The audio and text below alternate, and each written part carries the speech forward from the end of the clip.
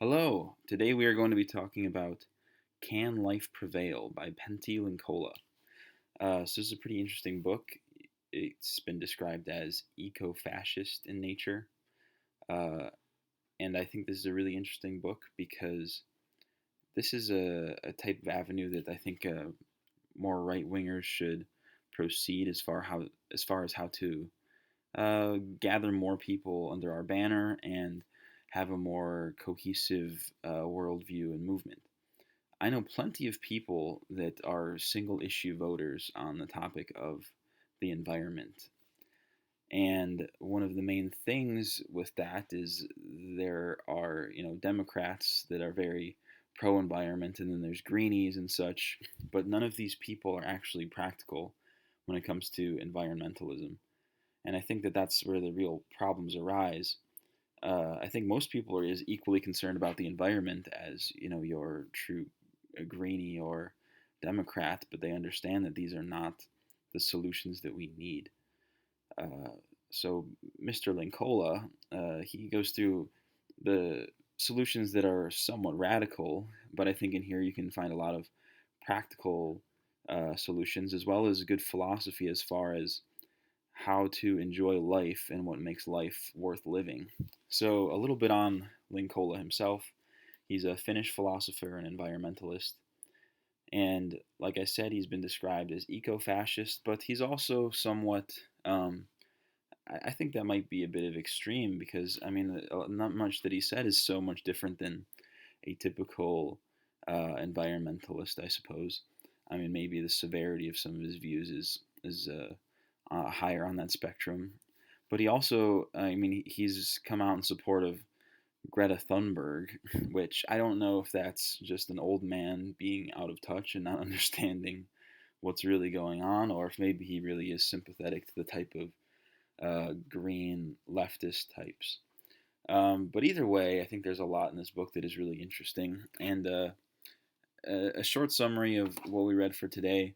I did it precisely half the book, um, according to my Kindle, which is about halfway through the animals chapter. So there's a chapter on just general environmentalist ideas, a chapter on forestry, and a chapter on animals. Now, I'd say the chapter on forestry was a little bit dry. The main thrust of that is uh, deforestation is bad and logging companies are evil, uh, which you can agree with or disagree with. But either way, I mean, he makes a really good point. The fact that dense forest that really is it's everything to the land. This is where the animals are going to thrive, the birds, the various various mammalian creatures, and mostly it just makes the environment more beautiful. Right? No one wants a nice barren landscape. Everybody wants dense forests. It is a psychological effect. I mean, they've done things that show that neighborhoods with trees are much more pleasing to live in. And then as far as the chapter on animals, it was also just, biodiversity is good and we're doing a whole lot of damage. And even the things that we do to diminish some of that damage is actually more harmful than helpful. And one of the things he talks about is cats. And I didn't realize how destructive cats might be to the environment. I mean, these are going to be eating birds and small mice and rats and things like that. And these are actually really important to a healthy ecosystem. And if you're going to be removing those smaller species because of these cats, then that's going to have some pretty detrimental effects to the overall ecosystem. So cats are bad.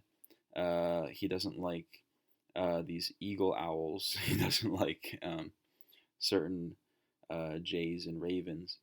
So he thinks that actual government legislation has been very ineffective as far as actually creating change for the environment, which is a realistic view. I mean, even those of us who do care about the environment, we're never going to vote for a Green Party because they're not actually doing anything relevant to the environment. And, they focus on issues that are really not as important as the things that actually make a difference. So those are the last two chapters. I'm not going to talk a whole lot about the forest chapter or the animal chapter. The first chapter was very interesting, though. It had a bunch of interesting anecdotes, and I actually want to spend a whole lot of time on the preface and introduction, because it really does a good job of highlighting everything in Linkola's uh, life and his overall philosophy. Um, and I'll just pause for a sec to say like and subscribe to the YouTube. And the Discord got shut down, so I forgot to put this in the last video. But if anybody needs a link to the Discord, just send me a DM over Telegram or YouTube or whatever you happen to be following me on, and I will get you back into the Discord. But I don't want a public link because I think that's how we got banned in the first place. All right, but getting into some of the quotes that I thought were really interesting from Linkola. Well, this actually wasn't from Linkola; it was about Linkola. Um, so in the preface, there was this sentence: "By basing our ideal on freedoms, we have closed ourselves off to obligations outside of ourselves, which coincidentally are things that make us feel most alive." Which is something I've talked about a whole lot, and I think more and more people are waking up to, is that freedom and individualism. Casey is saying nuke that subscribe button. Love to hear it. But like I said, this is something that more of us are waking up to, is the fact that freedom and individualism are not satisfying ways of going about our lives. And our entire society is framed around this idea that freedom and individualism are the highest goals, the highest values. But really, more and more people are just feeling empty because, like is clearly stated here, we are cutting off these obligations to things greater than ourselves, whether that be God, whether that be audio balancing is off. Okay, thank you very much for saying that. Let's see if there's anything I could do.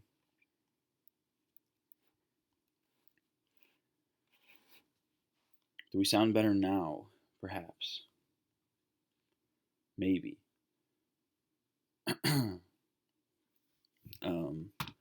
All right. Well, I'm just going to continue because I don't know how much else I can do with that. But where was I?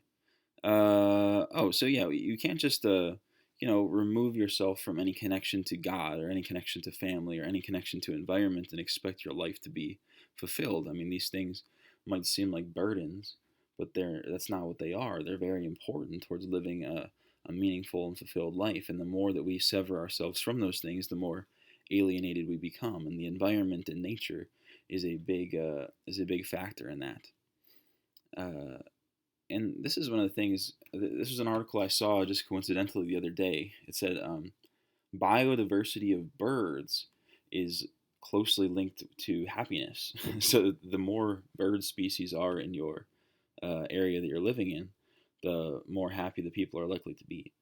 So, I mean, that's an obvious scientific link between nature and happiness. And like I said, there's plenty of studies about trees and urban areas and things like that.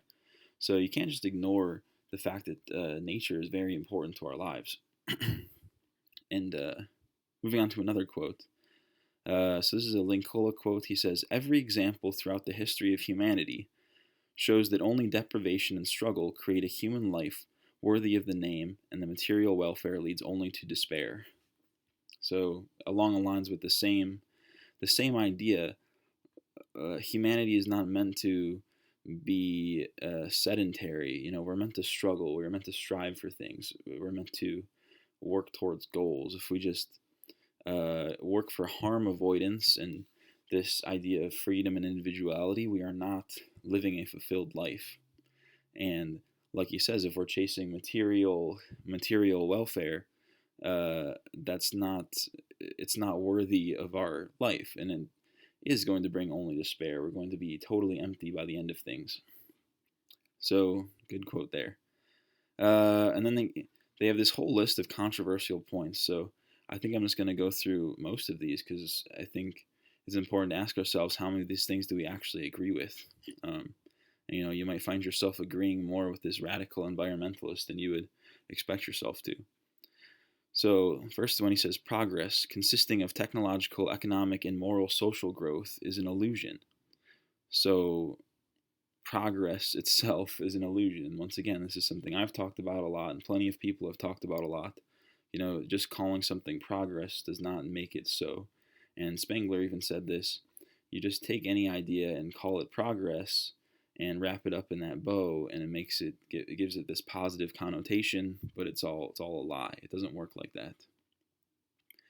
He says democracy empowers selfishness. So he is anti-democracy. I would say that most of us are probably anti-democratic. Not going to, waste more time on that. I would just say that that's probably the general idea. Uh, an elite is needed to rule. So now, once again, this is something that he probably differs hardcore from a lot of these leftists. This is a very traditionalist, monarchist, even esoteric kind of point of view. The understanding that you need an elite to rule over the masses. And I think this is, once again, another thing that right-wing reactionaries are much more privy to than the leftists. So he's a synthesis between these two very differing sides, but I think you'll find that environmentalism is not at all incompatible with a right-wing worldview, and in fact is almost totally intrinsic to it. Next point, we need our leadership to keep individuals from being selfish. I mean, I think we would all agree with that, right? I mean, that's pretty self-explanatory. Population control can be done with passive means. Births must be licensed, immigration and international trade must end, and growth must be reduced. So I would say I half agree and half disagree with this one. Obviously, I think most of us would totally disagree with immigration, right? All immigration needs to be shut down, so we're with Linkola on that one. But things like licensing for births, right? That's not exactly the best thing for society. I mean, I see where he's coming from, but you need to understand that the problem isn't so much that people are giving birth; it's the fact that the wrong people are giving birth, and then also the wrong people are allowed to survive given this system. So if we pulled back certain growth, maybe you wouldn't have these dregs of society running around because there would be less of them. So I would say, if you actually manage to deindustrialize to a certain level, the birth rate would decline accordingly. And then certain birth rates would improve accordingly, like, the white birth rate, hopefully. Next point, we can find a more balanced life. People can travel with bicycles, rowboats, and horse carts. Private cars are confiscated. Long distance travel is done with sparse mass transport. So, yeah, in a long-term sense, I think, this is a good thing to aspire to. I mean, I would like to have more rural, centralized, small towns instead of giant, sprawling cities. A town you can walk across or bike across or take your horse across. That would be a much more healthy way of living for both the human and the environment. And I think this is the thing that most people are missing. It's not that we are sacrificing something for the good of the environment. It's the fact that helping the environment is also good for us. Because going back to a more scaled back rural type living is more healthy for the human psyche as well, and more beneficial for our souls. We are not meant to live as bug men in cages, in boxes, in big cities. That is not how humans are made to live. We should be free. We should have some autonomy. And if you care for the environment, it allows for the autonomous human. So I think that's something that he hasn't necessarily articulated amazingly well through these points, but is something that we can infer. So now business, which empowers selfishness, must be reduced. Yes, I would say that most of us think, the economy has to be reined in, and free market capitalism is not a good thing. We can reinvent a culture where science, spirituality, and politics are united around realism. Education will concentrate on practical skills. All competition is rooted out. Okay, well, I don't think we should root out all competition. Maybe competition in an economic sense. Technological research is reduced to the extreme minimum, but every child will learn how to clean a fish in a way that only the big shiny bones are left over. So once again, this is one of those partial agrees. Yes, we should definitely be teaching children practical skills, survivalism, farming, all of these things, and then having a life that reflects that. Not a service-based lifestyle, but a self-sufficient type of lifestyle. And yes, we should scale back technology. in the long term. And uh, but what he says about competition, right? I mean, we all think competition is good, and competition between men is very good. Perhaps he's referring to competition between businesses, right? So almost like a fascistic sense that why would we waste resources with two competing steel plants when we could have one nationalized steel plant and it's better for both the consumer and the producer? Uh, but that is, I mean, I think that's what he's getting at, but I'm not entirely sure. Um, but moving on to the next point, we can reinvent a culture where science, spirituality, and politics are united around. Oh, sorry, I already read that one. Sorry, guys. Among naturalists are those who study nature as a whole or a system as a system of patterns. Linkola's views are neither anathema nor unusual, although they are rarely articulated because it is political and commercial suicide. Jacques Cousteau, another well known naturalist, once said, "This is a terrible thing to say. In order to stabilize world population, we must eliminate 350,000 people per day. It is a horrible thing to say, but it is just as bad to not say it." So, this is the type of thing that I kind of disagree with when you get to this extreme, we need to eliminate people. And he talks about doing it by passive means, by reducing births, but I think that there's other ways of going about this other than blatant things like eugenics or genocide, which is why you almost look at an eco-fascist, it's almost more extreme than it needs to be. I mean, I like that it is more extreme than your basic greenie movement, but it's not as it's too extreme when you talk about these genocide and eugenics programs. All right, but that was the introduction to uh, Linkola's overall views. Um, so to delve a little bit into what he talks about in the first few chapters, the first few chapters are really interesting because he kind of talks about a life before technology and how it was. The first chapter is actually about food hygiene and how nobody had talked about food hygiene prior to 1970 or whatever. 1970 or whatever. Speaking of which, this is an old man, right? He was alive, all the way back in the 40s, 50s. So he's actually seen how things have changed due to industrialization. Before his eyes, he's witnessed, the deforestation, the extinction of species, and all of that. So yeah, he's got a good experience here. So finding out some quotes that I was looking for. Uh, he had this great uh, argument against journalists and how he thinks that journalists are manipulating people to invest their money into destructive things and destroy the economy, destroy the environment.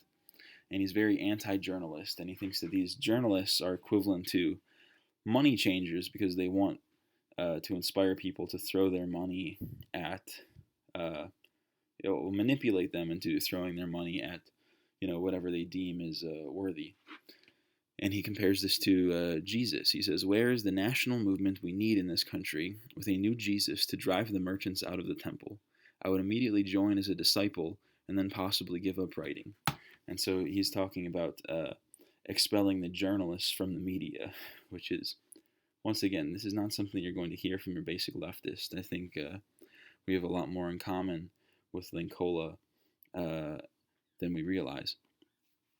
So that was interesting, talking about journalists, talking about food hygiene and how people just used to be stronger. he had an anecdote about how if he went down to his cupboard and he gets out his jam and there's a little layer of mold on the top of the jam, he doesn't throw it out. He mixes the mold into the jam and eats it like a man because he doesn't care about a little mold.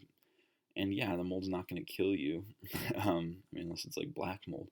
But yeah, this is the thing. We've gotten so soft that we won't eat anything that is even slightly gone bad, and we're so wasteful. And when you think about, I think food hygiene is one of these big things that people think about. If we were to somehow deindustrialize to a degree. But he kind of basically says that's all bullshit. It's not something you actually have to worry about because we didn't worry about it back in the day. It was not really worth thinking about because we just ate the fish that we had and we got by with it. And if it was a little past ripe, then we just dealt with it. And there were ways of dealing with that. He talked about he would take the more spoiled fish and just make a certain soup out of it. And he said people loved the soup even though it was spoiled fish. Um, so interesting stuff. And then the way people lived, you had a much more active lifestyle.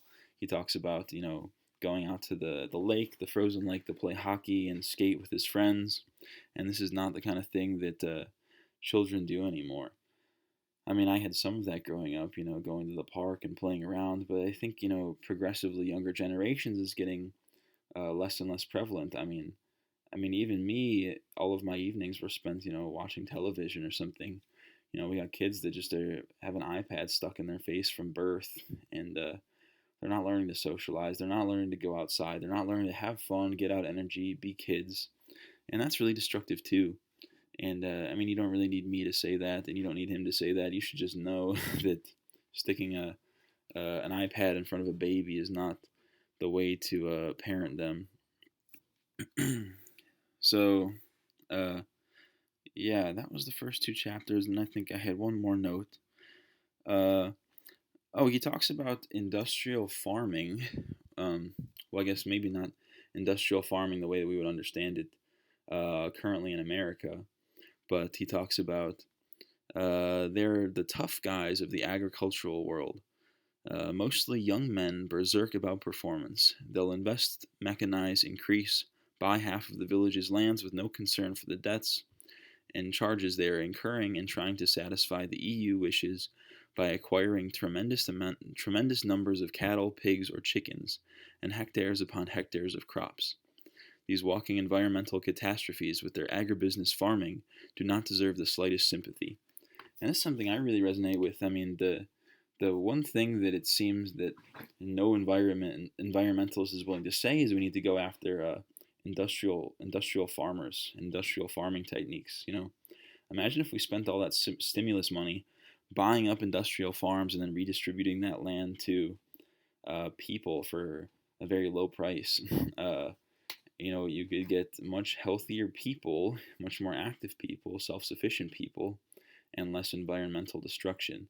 I mean, they say industrial farming is one of the biggest contributors to climate change, which, I could go into. I don't believe in that at all, but it's the kind of thing, if you do believe in that, maybe attacking industrial farmers would be a good way to go. And this is one of the main barriers to people being more self-sufficient, more people having independent farms, is because we have these giant industrial farms. How can you compete with somebody who's going to maximize their economies of scale, and production is going to vastly uh, be greater than yours? You can't just sell to the farmers market and expect to make a living off of that, unless you have people willing to pay, 2 to 3 times the price for goods that are locally sourced. And there's plenty of people that are willing to do that, but the average person isn't because it's too expensive. So yeah, I'm like Linkola. I have no sympathy for these industrial capitalist type farmers, and they need to be stopped at all costs. And I think that's one of the most important things. Uh, then he has a chapter on highway crime, where it's sort of ironic because he begins talking about some terrorists who tried to uh, bomb the highway, I believe. Um, and he says that he totally agrees with them, and the real crime was building the highway in the first place, which once again is a pretty interesting. Yeah, highways are bad. The deforestation, cars are bad. This is not really stuff that you need to, you know, be a really intelligent person to understand. uh, so yeah, as far as it goes, it's some of it's kind of self-explanatory, some of it's just reinforcing ideas you might already have. Ultimately, I think the most important thing is the philosophical viewpoint that he's coming away with is that uh, it's not just the fact that we would be giving up a better way of life. if we scale back and are more environmentalist in our thinking, is the fact that it would actually be a better life. We would be happier, we'd be more in tune with nature, we'd be more in tune with God, we'd be more in tune with each other, our communities, our families, we'd be more in tune with our bodies, we would have more exercise, be less sedentary, more healthy. And all of these are reasons to care about the environment. So I think that's about all I had to say for this first half of the book, unless anybody else has other points that they'd like to bring up or things that didn't get talked about. I will open up the phone lines. I don't think anybody has had anything to say the past few weeks, but I'll keep them open regardless. Uh, so yeah, if nobody shows up, remember once again, like, subscribe, all that jazz. Send me a message if you want to get back into the Discord. Uh, all right, Mr. New Vegas says one problem is that our current population size is only possible due to the industrial farming practices. That is so true. Uh, so yeah, wouldn't it be really unfortunate if we shut down industrial farming and a whole bunch of people, had to starve to death? Uh, I'm kind of kidding, but I'm also kind of not. There's one of the things you might say passive population control. Um, if you start redistributing the land and start forcing it to be locally sourced, then certain other countries won't be able to export food anymore. Uh, if we just stopped doing food exports and forced other countries, that might be industrializing past their means, they would um, they would be forced to also have to do that themselves. They would have to deindustrialize as well, start more farmland, and this all kind of starts. I mean, as far as from an American perspective, an American isolationist policy. If we stop exporting or importing food and try to make ourselves entirely self-sufficient, and try to make local communities totally self-sufficient, you know, what's going to happen from there? It's going to be kind of a domino effect, right? Other nations are going to have to pick that up. Um, they might, try to attack us and seize our resources, but you know, we're not going to let them. I mean, we're gonna fight over that. But as far as the long run, I mean, I think that's the best solution. And you have so many people that would say like, "Oh, well, we need industrial farming because we need to keep all these people alive." We kind of don't. Um, I think these people that are kind of just leeches on the system, they do not need to be kept alive, and these other uh, nations that are just going to be not producing anything for themselves and just importing American grain. That is, they can kind of reap what they sow, quite literally. Um, I don't know if that's extreme. Maybe I'm sounding like maybe I'm sounding like an eco-fascist now. But I mean, we really have to think about not quantity of human life, but quality of human life.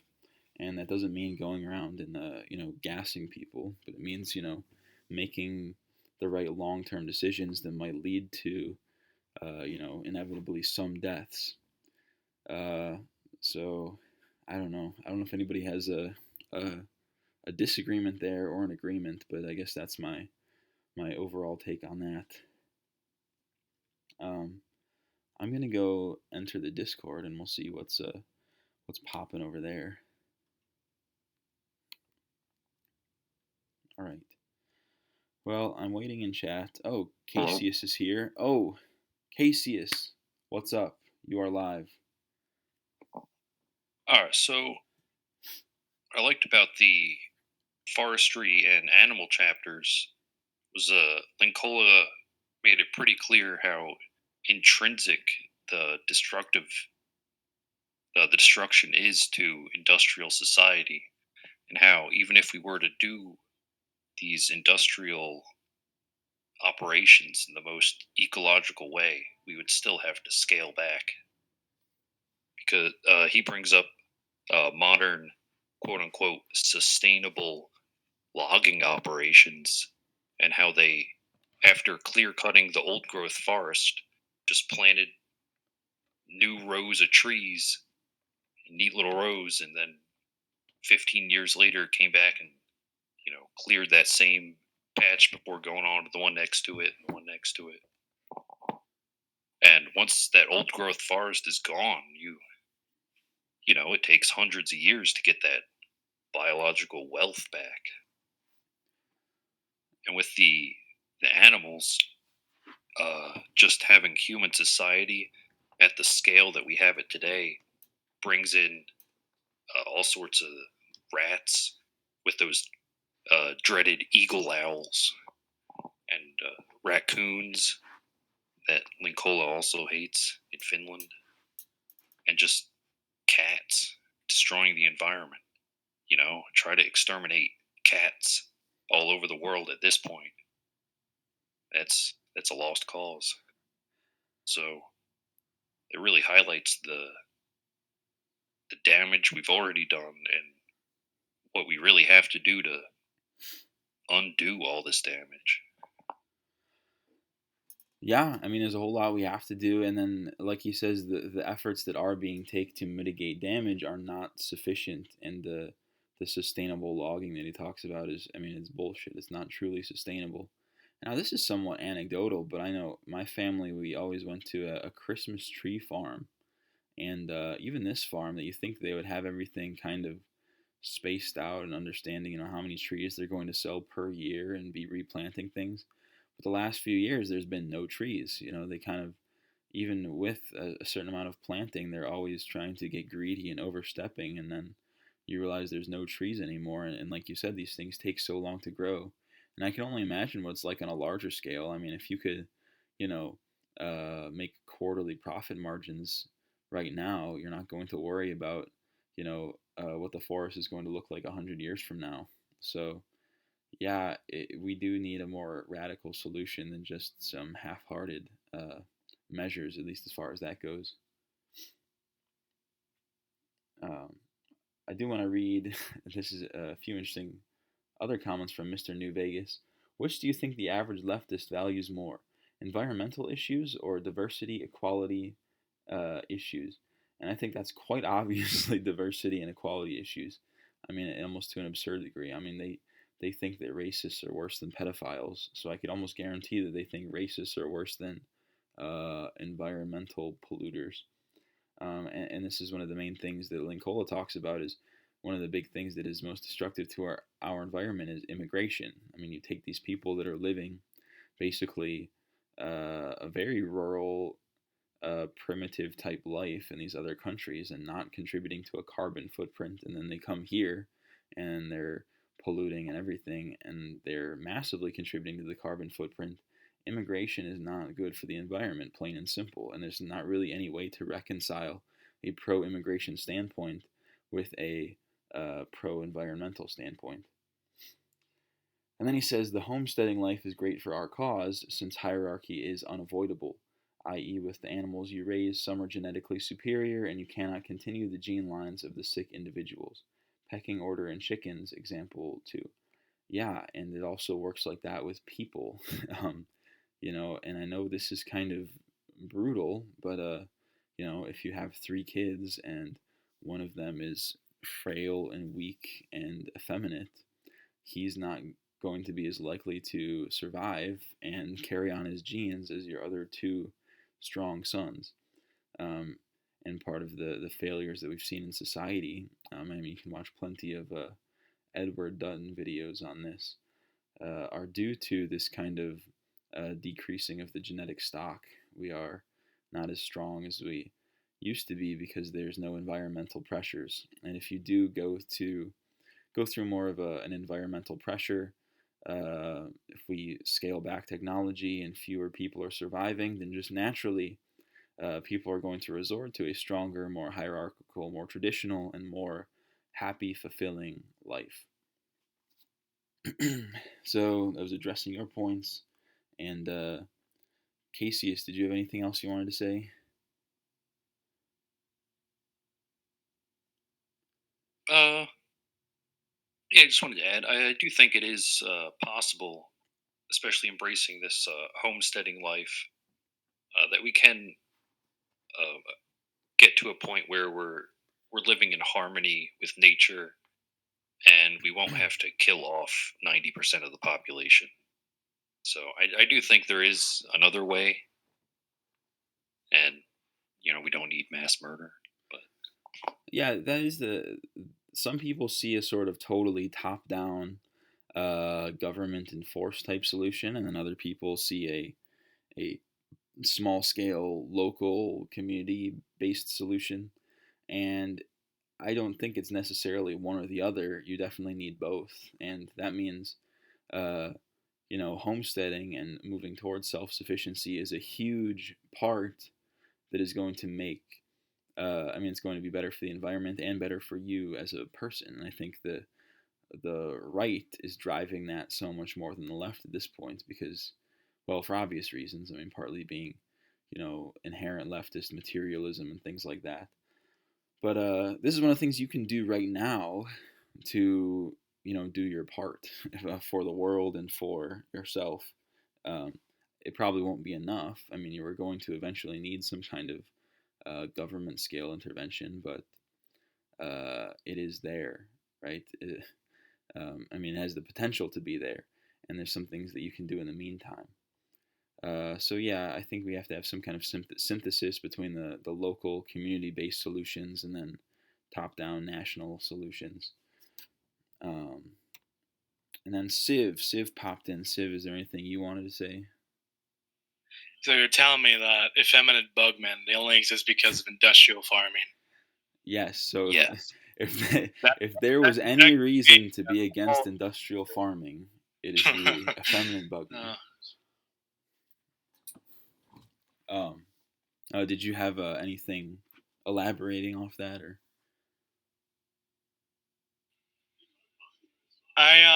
in my eyes, a lot of people are gonna go with the whole idea that we've kind of gone too far to go all the way back because the grain lifestyle. Well, yes, it may be the best that we can think of. I think not everyone's gonna go for it, and I think some people are just gonna go off in their own weird directions. We could probably see a future of like giant countrysides with exactly what the book is saying and what you're saying, Oz, and just some city states that try to continue the modern the modern way of life in one form or another. Well, this might be a totally, off, well, veering off into something different, but I have talked in the past about how I think, the so-called Faustian spirit is on its way out, and what that will be replaced with. Well, maybe it will be more of a Greco-Roman classical type spirit, and we will have these, polis city-states that are totally self-sustainable, uh, locally sourced food production, things like that. Which, if I think about it, would be a pretty great way to live. I guess if I envisioned like a totally ideal future, it would be something like that. I don't know how realistic it is, and especially I don't know how realistic it is without some large scale collapse or energy crisis or environmental crisis. But that's another thing we need to think about. What happens if there is a large scale collapse and crisis? We really do need to think that this is sort of the ecosystem correcting for itself, right? Because a lot of times we'll see population corrections. Uh, one population gets too large, it eats all of its food, and then starts to die out. That could be where we're headed in the next few decades. And a lot of people are predicting this, and a lot of people are predicting, a wide scale collapse. I would like to believe that that's true. I would like to imagine that we're going to be forced into this sort of certain lifestyle, but I don't know. It's interesting things to think about, and yeah, who knows what the future is going to look like. All we can, is think about what we want the future to look like and try and take the steps that we can towards creating that. And I think things like homesteading is probably the main one that you can do as an individual. Um, well, any other thoughts from you guys? What steps exactly would we need to take to deindustrialize? We need to.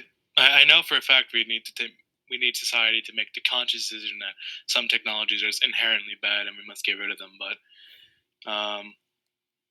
like the more precise way of doing it. That's what I mean from your perspective, Oz.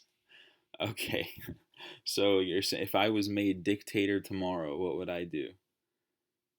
Let's go with that. Yeah, you made fucking God Emperor. Let's just say that. Sure. Uh, well, then I've actually thought about this, and I really think, how hard would it be to do a national buyout of all of the farmland in America? Um, I mean, it would be expensive, but I mean, we're dealing with fucking monopoly money right now for this COVID stimulus and things.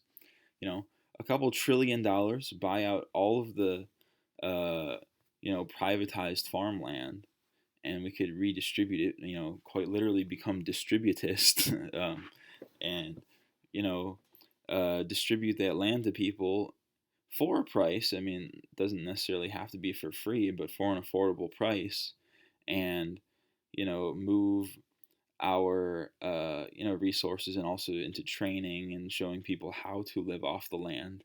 And I think that's the very most important first step. Once you have people that are more self-sufficient and less reliant on the system, then only then can you start to destroy the system. Because if you start taking apart the system piece by piece now, you're going to see a lot of widespread suffering and people will die. And like I said, you talk about a Kaczynski type just bomb the power lines. Well, yes, you could bomb the power lines, but then you're going to be starving out millions of people. If you actually want, a bloodless, realistic solution, I think it's going to start with redistributing farmland and making a self-sufficient population. Um, so I don't know if that's a satisfying answer, but I'd say that's all I have. That's all I have figured out up to this point. We'll see if we could ever make it that far. We did get to this modern world in a generational leap. And what I mean by that is it took little generations. We got from Napoleon era, somewhat agrarian lifestyles to full industrial insanity in about 100 years, and that's like what 3, 4 generations. So it would take around that much time, likely, to get back to some amount of normalcy. And it probably is worth it because, well, sure, we may not see the fruits of our labor, but at least our descendants won't have to deal with this nonsense. Yeah, and it is interesting when you say generational gap, but it really is not all that long. I mean, I've talked to my grandma before and talked about her. She grew up on a rural farm in Indiana.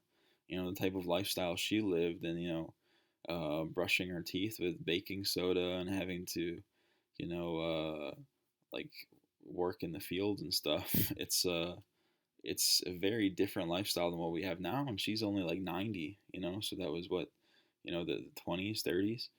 um, so it's not so long ago that people were living a totally different life that is now seen as totally impossible to achieve. Well, no, it's really not impossible to achieve. We have people alive right now that lived through it, and a lot of them probably liked it better. In fact, I think before next episode, I'm going to call my grandma. I'm going to write down some of her thoughts. I'm just going to say, Grandma, if you could choose as a child to grow up in 2021 or grow up when you grew up, what would you prefer? And I think that will be a pretty telling a telling insight into how different things were and what the average person's perspective is. So that's actually yeah, that's something I'm gonna try and follow through with. But Oh, I bet she yeah, loves modern America and all of its entertainment. yeah. Well, old people are weird. Well, Yeah. I mean, you'll have them, you know, complaining about showing mixed race couples on TV 1 minute, and then complaining about I don't even know, Donald Trump for saying we need to fucking deport Muslims. Like it's like I don't know. In some ways they're totally based, and in other ways they're totally uh, totally missing the picture.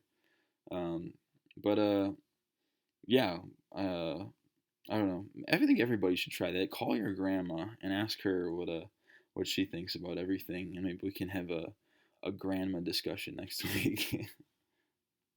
I think mine will probably miss the point a lot, but it'd be nice to at least get her perspective on it. So sure, why not? Yeah. All right. Well, I'll give you guys one last chance to offer any thoughts, and then I think I'm gonna wrap it up. There is one thing I wanted to add. Okay.